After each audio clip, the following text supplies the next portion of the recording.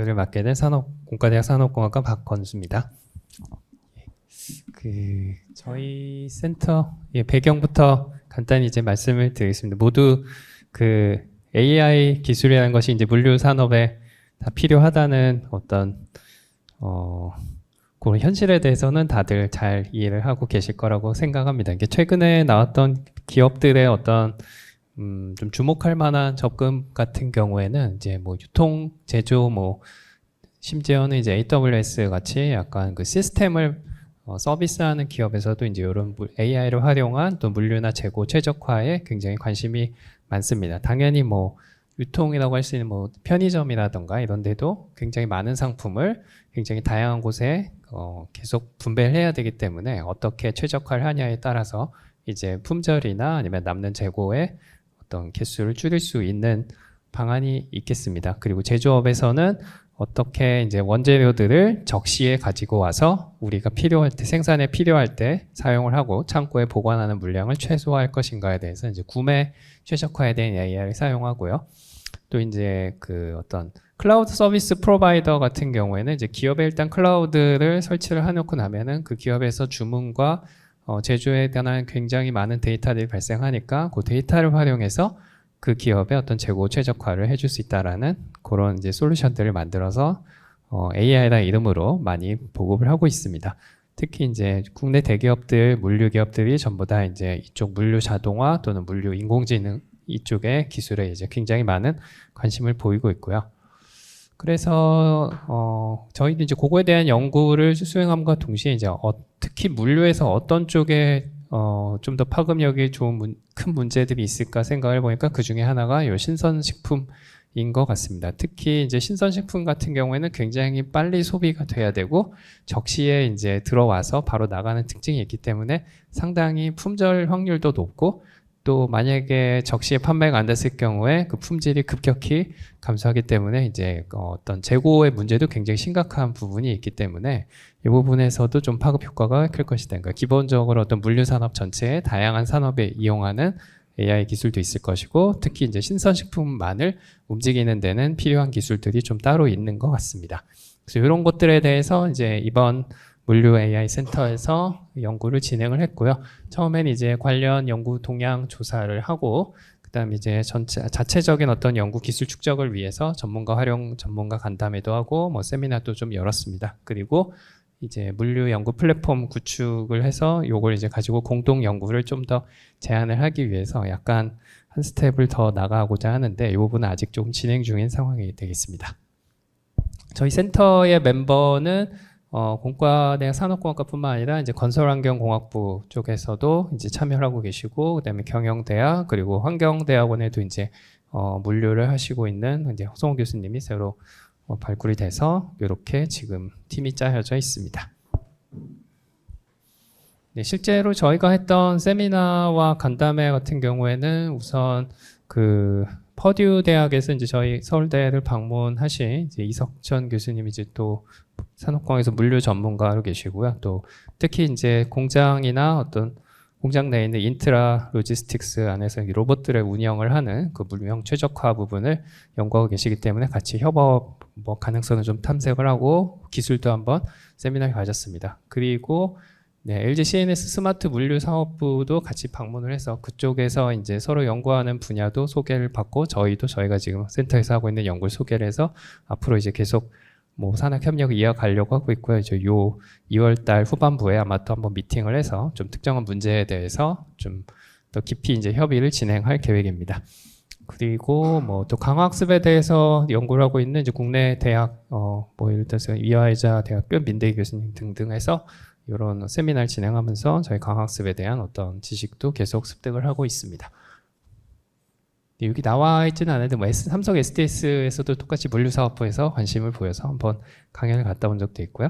그리고 공단에서 이제 서울대 캠퍼스도 있긴 한데 그쪽에서도 굉장히 많은 중소기업들이 있는데 그 기업들도 이제 DX나 AI 기술을 어떻게 사용할까에 대해서 관심이 많아서 그쪽에도 강연을 하면서 좀 협업할 수 있는 기회를 이제 모색을 하고 있습니다. 네, 그러다 보니까 이제 중요한 어떤 문제들을 발굴을 해서 더 큰 이제 연구팀을 구성을 하기 위해서 저희가 몇 가지 이제 심화할 만한 문제를 파악을 해봤는데 우선 첫 번째는 뭐 물류센터 안에서 이제 광학습을 사용해서 이제 어디다가 어떻게 제품을 배치할 것인가, 그리고 두 번째 아까 말씀드린 신선식품에 대해서 어떻게 활용할 것인가, 이 두 가지 생각을 해봤습니다. 네, 요 물류 시퀀싱에 대한 문제는 저희가 좀 오래전부터 많이 보고는 있었는데 그동안 했던 대부분의 연구들이 요 물류 창고에 있는 그 다양한 랙의 제품을 쌓아놓는 어떤 과정, 어디에다 몇 개를 쌓아놓는가랑 실제 쌓여있는 제품들을 다시 이쪽으로 가지고 오는 과정을 약간 분리해서 보통 연구를 하고 있습니다. 문제 자체가 복잡하기 때문에 뭐 예를 들어서 마켓 컬리다 그러면 뭐 11시에 마감을 했다 그러면 정해진 시간 내에 어떻게 랙에서 꺼내올 것인가 자체가 상당히 복잡한 문제입니다.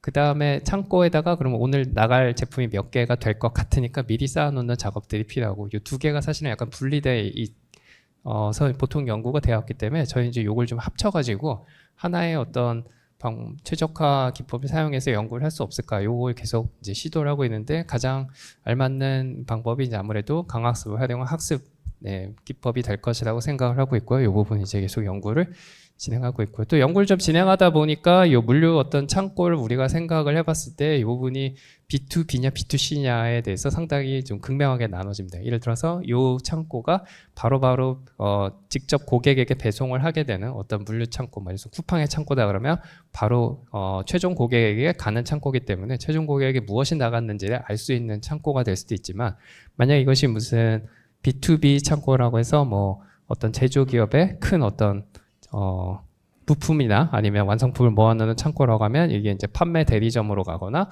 온라인 유통사를 거쳐서 가거나 하게 될 경우에는 B2B 환경이 되게 되는데, B2B 환경에서는 최종 고객이 어떻게 나가는지 알 수 없고 그냥 중간 고객들이, 중간 기업들이 주문하는 정보만 갖기 때문에 정보가 상당히 제약이 걸리게 됩니다. 그래서 이 부분에 좀 착각을 해서 특히 우리나라에 굉장히 많은 B2B 창고를 어떻게 좀 효율적으로 운영할 수 있을까, 이 부분에 대해서 저희가 지금 어떤 기술을 좀 필요하고 또 연구 제안서도 작성을 해서 이제 중견 연구 같은 거에 지원을 한 상태입니다. 네, 대충 계획은 이렇게, 디테일은 이제 넘어가겠습니다. 그래서 이제